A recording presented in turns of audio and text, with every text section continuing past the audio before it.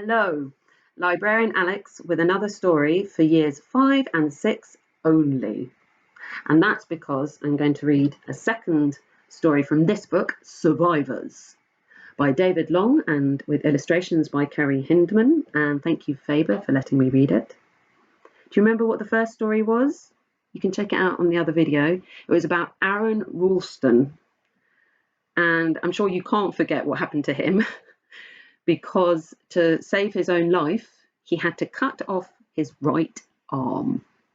And not only did he survive, he went on to lead a fulfilling life and still achieved his dream of climbing this incredible mountain range. He didn't let having only one arm stop him. So all the stories in here are true about people who have to face adversity, look death in the face, and thankfully they all have a happy ending because they all survive. So that's what these stories all have in common. Quite a few of you have asked for the story about the girl who fell from the sky. Yes, so I am going to read that one, but I do want to reassure you that generally aeroplanes are very safe. Out of all the modes of transport, cars, trains, buses, boats, hot air balloons, airplanes are up there with the safest. This girl was just very unlucky. And I say girl because she's a young adult. She's only 17. The story will tell you all of this, everything you need to know. But this is the opening page, and it has a picture there, you see, of the aeroplane. It's a 4-propeller aeroplane, and as you can see, smoke is coming out of that one, which gives you a big clue as to how this accident happened. The girl's name is Juliane Koepcke, and it's called The Girl Who Fell from the Sky. And this occurred in Peru in 1971. So kind of 50 years ago now. She was 17 when it happened, so quick maths. She's about 67 now. Let me read it. On Christmas Eve. Yes, this story begins at that time of year when we should all be celebrating Christmas Eve. 17-year-old Juliane Koepcke was flying high above the South American rainforest when the airliner carrying her and her mother was hit by a violent storm. The previous evening had been prom night at Koepcke's school, but now term was over and they were heading home for the holidays. Home meant the remote Amazonian town of Pucallpa, I think I'm saying that right, Pucallpa in Peru, where Koepcke's father, Hans Willem, was a biologist. Her mother was an ornithologist who studied birds and their behaviour. So both her parents are scientists, one studying plants and the other studying birds. Sharing her parents' passion for science and nature, Koepcke planned to follow their example by studying biology at university. On board the 4-engined Lockheed Electra aeroplane, she could hear other passengers complaining because their flight had been delayed by nearly 7 hours.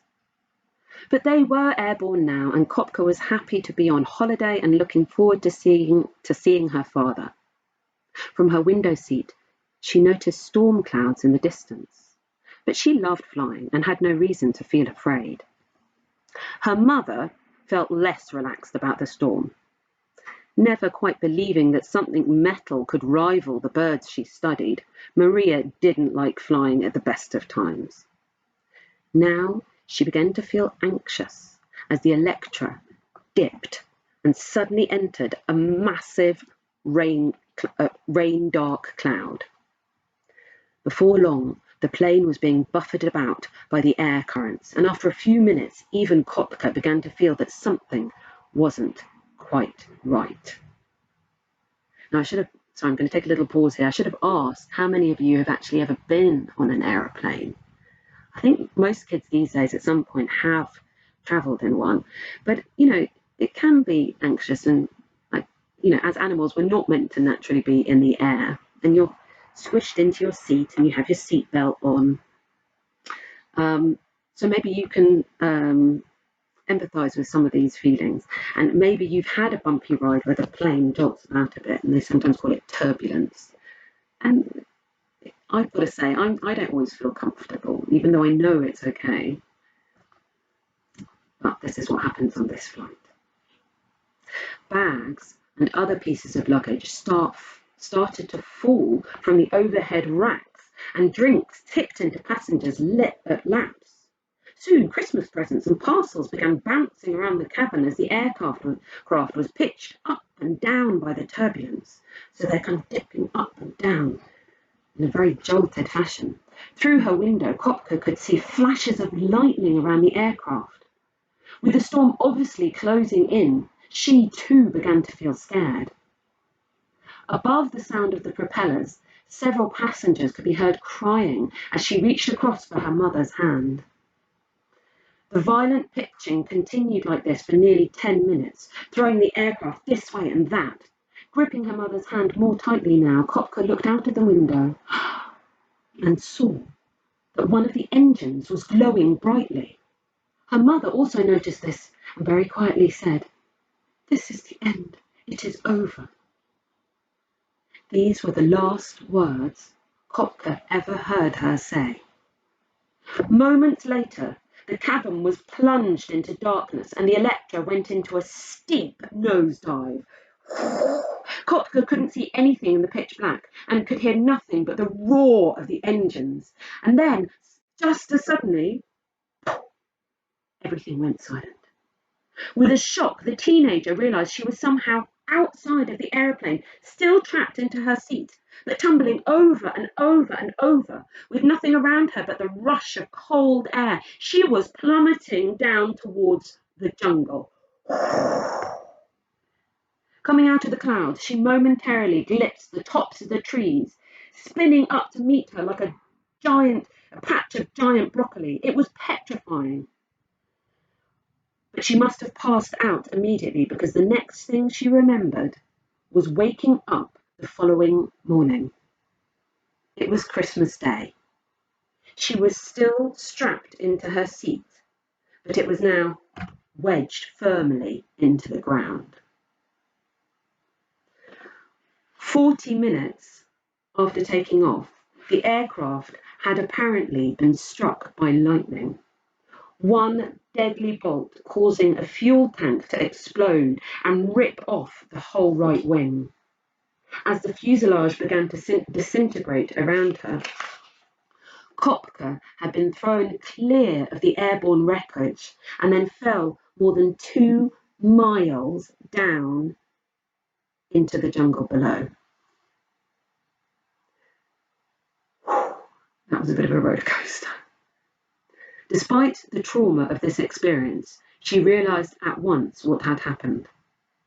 Looking up at the trees, she knew she had survived an air disaster, probably because her seat had broken the fall as she crashed through the dense foliage. So just in my head, what I'm visualising here, her entire seat has been ripped out the airplane and she's still buckled into it. And so the back of the seat, which is, firm materials, has crashed through the trees. So she hasn't had the full impact of the fall. The chair has taken that impact and she's landed in the ground, and that's how she survived, because she was strapped into her chair. Unsurprisingly, the 17-year-old was in considerable pain and feeling dizzy. She had broken her collarbone and damaged a ligament in one knee, and sustained deep cuts and bruises as she hit the ground. Her left eye was all but swollen shut, so her left eye was huge and so swollen that she couldn't see out of it. But she could still walk, and she knew she had to start finding a way to safety. Yes, she may have survived an airplane crash, but she is now in the middle of the jungle alone. Right. Koepcke had learned enough about the jungle from her parents to know it wasn't as dangerous as people like to think. Travelling on foot, it was important to keep a cool head and not do anything foolish. But she had no idea where she was or where any of the other passengers had come down. She had also lost her shoe and her glasses, which complicated things as she was very short-sighted. Nor was she dressed for a jungle trek, with only a light cotton summer dress to protect her from the hordes of biting, stinging insects that were buzzing all around her. The first thing to establish was if anyone else was nearby, especially her mother. But when Koepcke called out, there was no response, except the chatter of startled animals. Sometime later, she was thrilled to hear an aircraft circling overhead. Presumably, the crew were looking for survivors. But since she couldn't see the plane through the thick canopy of trees, she quickly guessed they couldn't see her either. This realization made her feel utterly alone. For a while, the Koepckes had lived in a remote scientific research station, and Hans Willem had taught his daughter some useful survival tips. For example, he told her that walking through shallow water can actually be safer than walking on land. Snakes and other venomous creatures are hard to spot on the ground and may attack if anyone steps too near them. Koepcke also knew that jungle settlements tend to be built along rivers, so if she stayed near water, she would stand a better chance of meeting someone and finding help. So she's very lucky that she's got these survival tips, because I would think it was safer to walk on land. I wouldn't naturally walk in the water.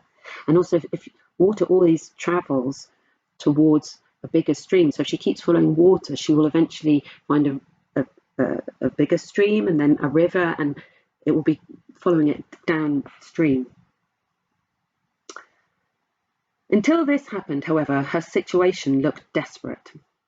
She had nothing to eat except a small bag of sweets, and she had no idea how far she might have to walk to reach safety. Soon, dozens of insects were dropping onto her skin and climbing into her hair, and with the sun up, the rainforest was unbearably hot. It was also very wet because torrential storms like the one that had brought down the Electra continued on and off throughout the day. Yes, I don't know if any of you have studied rainforests, but that's one of the things. There's daily rainstorms. That's why it's called a rainforest. Having tried to find signs of anyone nearby, Koepcke started to walk. And when she came to a small stream, she decided to follow it. It was lucky that there was plenty of water to drink, but the rainy season meant there was also no ripe fruit on the trees. And from her parents' jungle training, she knew that eating anything else would be too risky. Why would that be risky? Yeah, it could be poisonous. At nightfall, the temperature dropped dramatically, and with her sleeveless dress wet through, Koepcke felt terribly cold. She also felt very lonely as well as frightened. Unable to sleep, she sat shivering as she listened to the startling sounds of the rainforest at night. The following morning, she continued slowly along the course of the stream. It didn't take long before the little bag of sweets was empty, and when her watch stopped, she rapidly lost track of time. After a couple of days, so yes, she's not only just, this is like a double survivor story. She's survived an airplane crash, but survived being alone and lost in the jungle. And like in the first story with Aaron Ralston, they just casually say, after 4 days. Well, we've now got after 2 days. So 2 days of no food, trekking through this jungle with injuries. After a couple of days, she heard the sound of a king vulture somewhere nearby. From her mother, Koepcke knew that these huge carnivores tend to land only where there is lots of food around. Knowing that they only eat dead animals, she had to consider the gruesome possibility that the bird was looking for bodies from the plain.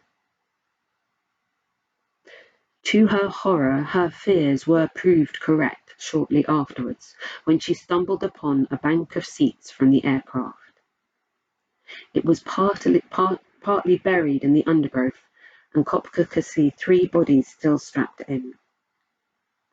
For a moment she thought one of them might be her mother, but then she noticed nail varnish on the toes, which Maria never wore. In fact, Koepcke never did find any more survivors during her time in the jungle. She later learned that of the 91 people on board the Electra, she was the only one left alive. Her mother did die. And so when this story, I say, it is called Survivors, and it does have a happy ending, but that happy ending is only for her. For several days, she continued her journey downstream, alternately walking and swimming. And there's this image of her swimming through the jungle. You can see there some of the potential dangers, a snake above in the tree, and this dense, dense vegetation. This made her progress very slow, and swimming led to serious burns from the sun beating down on her back and arms. Together with her other injuries, this caused her more and more pain, while a lack of sleep and the effort needed to keep moving only added to her exhaustion. She was also alarmed to find that the insect bites were becoming infected and that live maggots were now burrowing under her skin. Oh! Maggots are those, like, they're the little larvae that flies come from. After a week, 7 days, Koepcke realised that she could no longer hear aircraft above her, meaning that the authorities must have stopped looking for survivors. This scared her, but also made her very angry, knowing that they had given up even though she was in the jungle below, still fighting for her life.